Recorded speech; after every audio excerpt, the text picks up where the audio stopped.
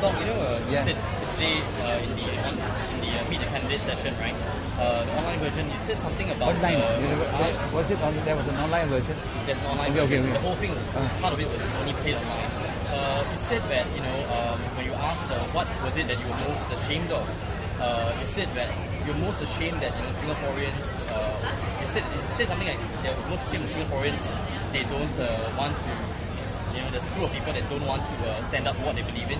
Yes. Can you elaborate who is the group of people you're talking about, and what is it they are not, they're afraid to stand up for, that you're ashamed of? I answer that with a good reason. Yes. Because when I first got into this presidential race, I actually tested, and I found that many of them said, "Doc, I really want to support you, but I dare not because they are afraid they'll lose their jobs, they will be penalized, So to me, I was very sad when I heard this, because why should you be afraid? So I wrote a blog in my blog. Are you afraid? You can read my blog. Are you afraid? I want to bring the message home that this country, we must not live in fear. This country, we should all enjoy being able to express our views freely and openly, challenge each other on the issues, shouldn't get so upset when your views don't agree with mine, learn to accept differences in view, and not don't think that if I disagree with you, that means I'm intolerant. Something your view is intolerant. Then don't forget, I also say that you can be intolerant too. So what I'm trying to hope is that we should be able to speak more openly and freely. So that is along those lines, because some of the people who spoke to me said, "Oh, I can't help you this election because I'm frightened. I'm worried if I speak too much, I might get penalized, victimized." Let me honestly ask you, do you have this sort of have you heard all these type of things? Huh?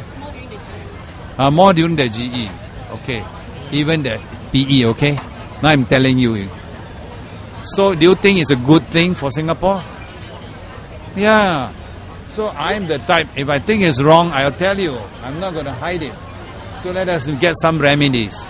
Let us be more open about what we want to say.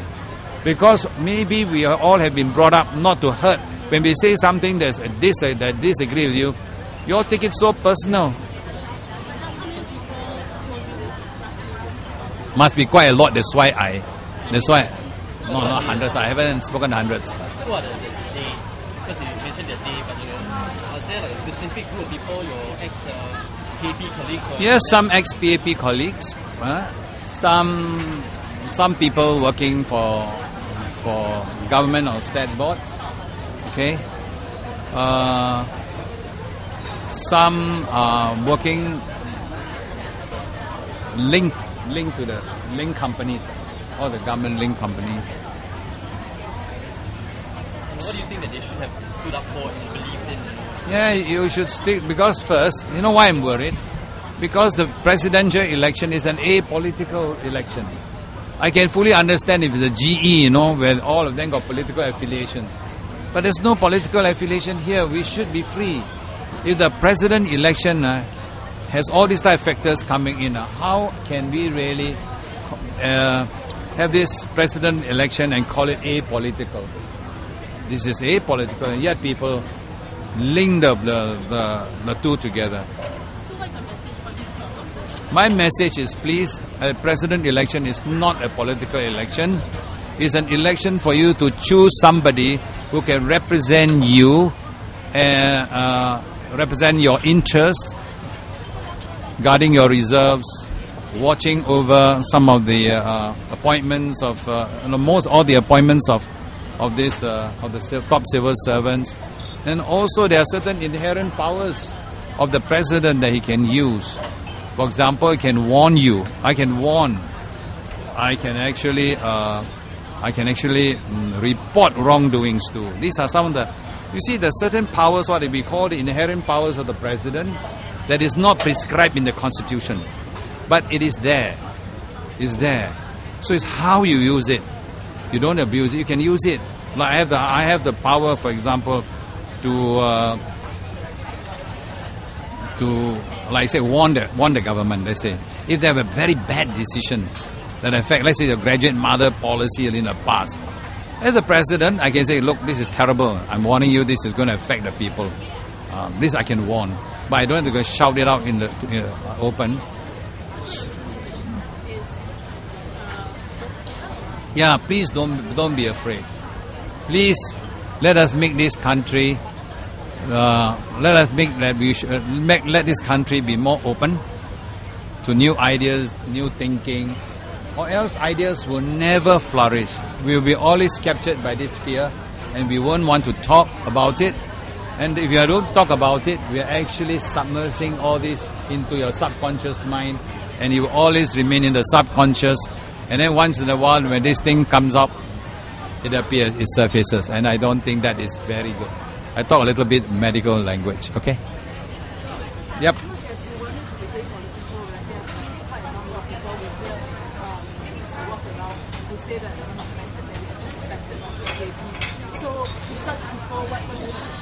No, I never deflected. As I said before, I've always been a PAP, and the PAP has helped me a lot.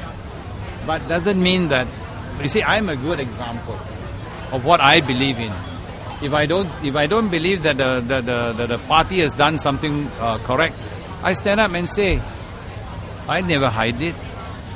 But you see, but it's how, like you say, people interpret it as defecting from the party.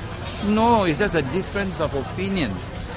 And if you don't start it, you are so afraid you differ from the party's line. I think, where can we go? We'll be just a compliant society. So I think, to answer your point, it's not a defection.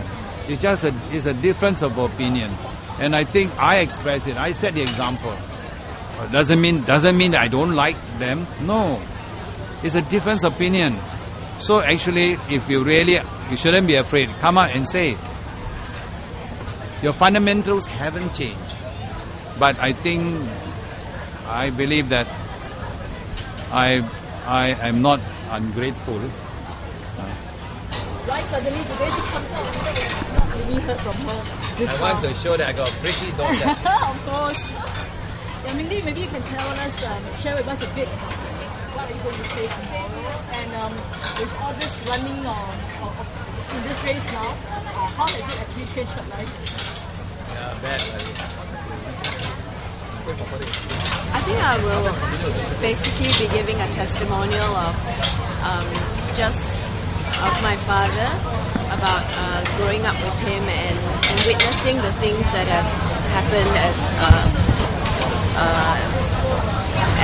he has served the nation and has served his patients, and basically a testimonial.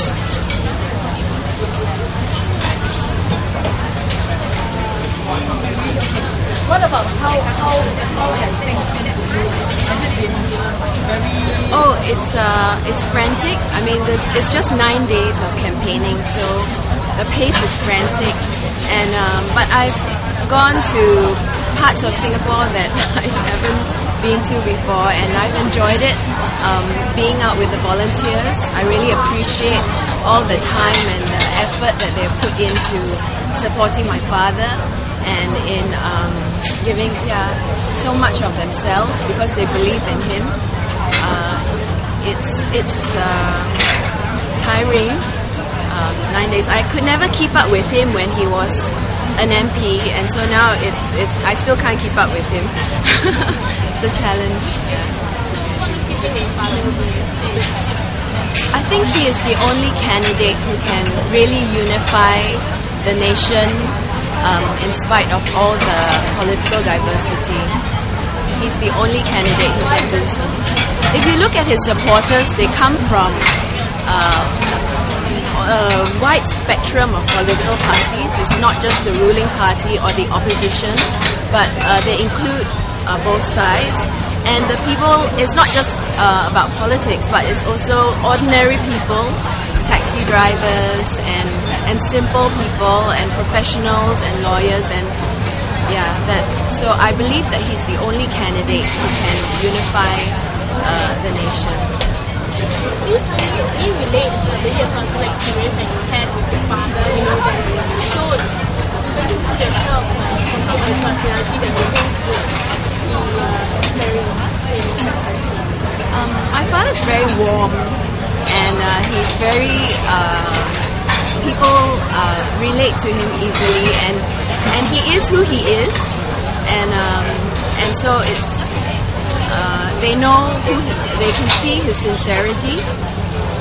So I'm very, very proud of him. I'm very proud to be sitting beside him. But the rest will come out at the rally. She's learning my style.